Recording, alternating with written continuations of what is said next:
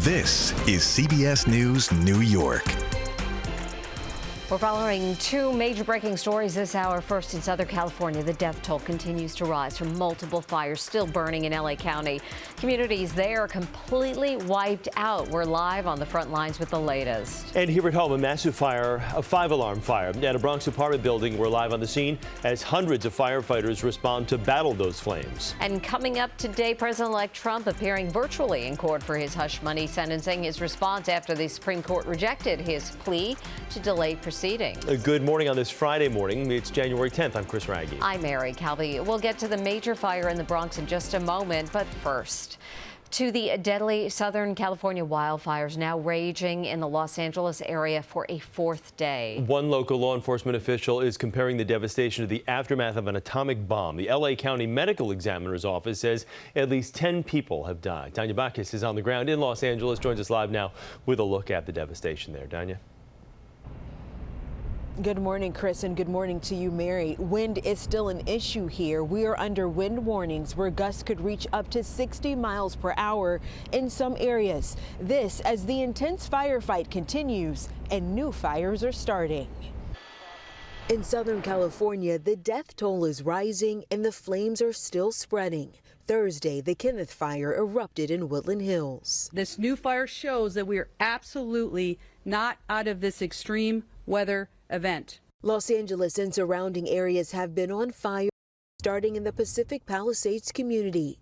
These images show the extent of the devastation. Looks like a bomb, an atomic bomb dropped in these areas. To show you how these fires have wiped out entire communities, this was a Ralph's grocery store that is now just mangled metal. And other businesses like doctors' offices, clothing shops, and restaurants all look like this. Some things in life are worth fighting for. Pacific Palisades resident John Carr defied evacuation orders and stayed behind to protect his and his neighbors' homes from the fire using a water hose. The house was built by my mother and father in 1960. I think I owed it to them as well to try my best to save it. In Altadena, there's heartbreak. The whole community is gone. Kamiko Nickerson says her father, 82-year-old Rodney Kit Nickerson, also didn't evacuate. And he said he'll be fine. I'll be here when you guys come back. His remains were found in the rubble of their family home. Local officials warn the number of dead is likely to rise as crews move in to search for more victims of these tragic fires. And hearing these stories are just truly devastating. The impact of these fires also affecting sports. The LA Rams wildcard game against the Minnesota Vikings has been moved to Arizona. The LA Lakers and LA Kings have also postponed games. Reporting from Los Angeles, I'm Tanya Bacchus. Chris and Mary, back to you. Danya, thank you. Millions of people received an evacuation alert by mistake, causing panic and confusion. This emergency message was sent to nearly 10 million LA County residents in error. A short time later, a second alert said to disregard the warning. Officials say the original alert was only intended for residents near the Kenneth Fire. The LA County supervisor blamed it on a technical error. Stay with us. CBS News New York will bring you updates as we get them on the California wildfires. If you'd like to help displaced residents, we have links on our website where to donate. That's at cbsnewyork.com. At 4:33, let's turn things over to Tony Sadiku and talk about another cold morning for us. Hi, Tony. Hi, Mary and Chris. Yeah, of course, that's the big story again as we continue to talk about the impacts. And just wanted to address this really quickly out in California because an update coming in from about the drought situation. Of course, a lot of emphasis has been made on the winds, but now parts of LA and Southern California upgraded to severe drought. Of course, the lack of rain having a lot to do with the conditions there. Thankfully, the wind's not going to be as problematic. But of course, as it relates to our weather, it's been the cold and the wind's not done with us yet. We still have some pretty strong gusts out there at the moment, anywhere from 12 to 20 sustained, packing higher gusts. You know the drill. That means temperatures that are right back down there in the 20s in most spots are feeling colder.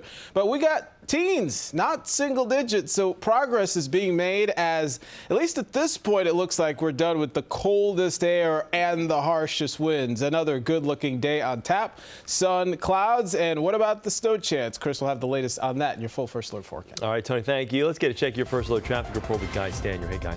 Good morning, Chris. We're going to start in Brooklyn. We have a crash that is at least one lane closed on the northbound side of the BQE at Morgan Avenue. Thankfully, traffic fairly light through the area. Taking a live look outside at the Van Wyck right in front of JFK Airport. We do have construction in both directions on the Van Wyck. However, 4:35 this morning, we are not seeing any delays. Checking on Mass Transit's Big Four, everything running on or close to schedule for Metro North, PATH Trains, New Jersey Transit, and the LIRR. Alternate side parking is in effect today citywide.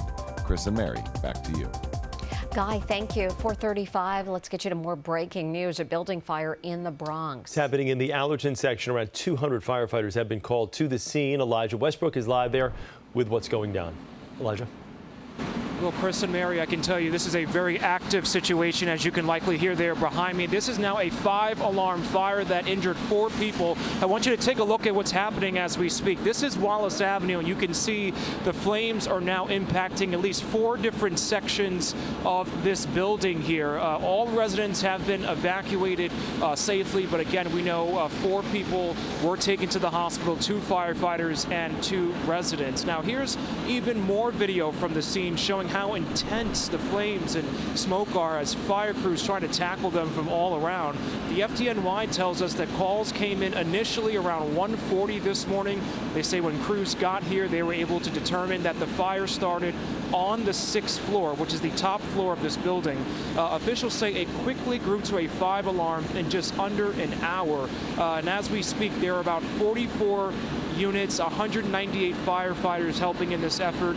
Again, 4 people are now in the hospital. Feel free to take us back out here live. A very active situation as crews try to tackle the flames now impacting 4 different sections of this building here on Wallace Avenue. Of course, we'll keep you posted on their efforts. In the meantime, we are live right now in the Bronx. Elijah Westbrook, CBS News, New York. Okay, Elijah, thank you. In other news now, happening today, President-elect Donald Trump said to be sentenced in his so-called hush money case here in New York. Yesterday, the U.S. Supreme Court denied a last-ditch effort from Trump to delay the punishment. Natalie Duddridge joined us live from Lower Manhattan with more on what we can expect. Natalie. Good morning, Chris and Mary. Well, it was a 5-4 decision by the High Court not to intervene. So that means sentencing will go ahead here today. President-elect Donald Trump will not be here in person. Instead, he will attend by video conference. Now, Trump's attorneys had urged the Supreme Court to prevent the sentencing this morning, which happens to be just 10 days before he is inaugurated. The 5-justice majority that voted to deny Trump's application wrote that the evidentiary issues Trump's team had complained about can be addressed in the ordinary course on appeal. They also noted the trial judge had previously indicated he would likely impose a sentence of unconditional discharge, no jail time, but nonetheless, Trump will now re-enter the White House as a convicted felon. The majority decision had Chief Justice John Roberts and Amy Coney Barrett joining liberal justices Ketanji Brown Jackson and Elena Kagan and Sonia Sotomayor, with Justices Clarence Thomas, Brett Kavanaugh, Samuel Alito, and Neil Gorsuch indicating they would have sided with Trump. In May, a unanimous jury found Trump guilty of 34 counts of falsifying business records in this hush money case. Trump spoke to reporters from his Mar-a-Lago residence in Florida. I respect the court's opinion.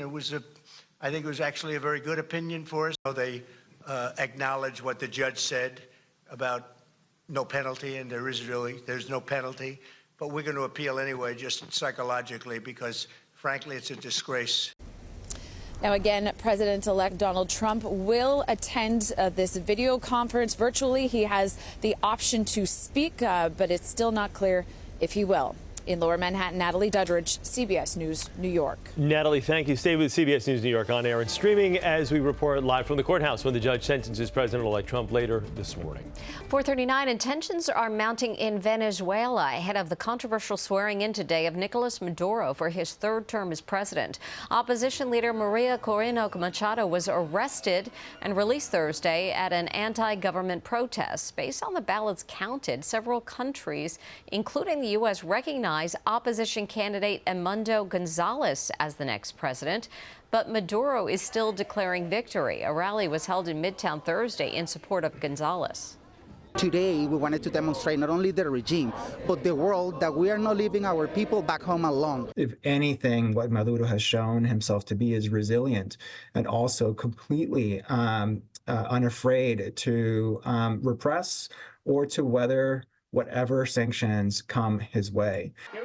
President Biden met with Gonzalez Monday and said Venezuela deserves a peaceful transition of power. So far, Gonzalez has not met President-elect Trump, but several members of Trump's incoming administration have taken stances against Maduro and backed opposition forces. While preparing to run for re-election, Mayor Adams used his annual State of the City speech to lay out an ambitious agenda for making the city safer and more affordable. The mayor delivered the upbeat speech at the historic Apollo Theater in Harlem, focusing on his administration's success reducing crime and creating housing.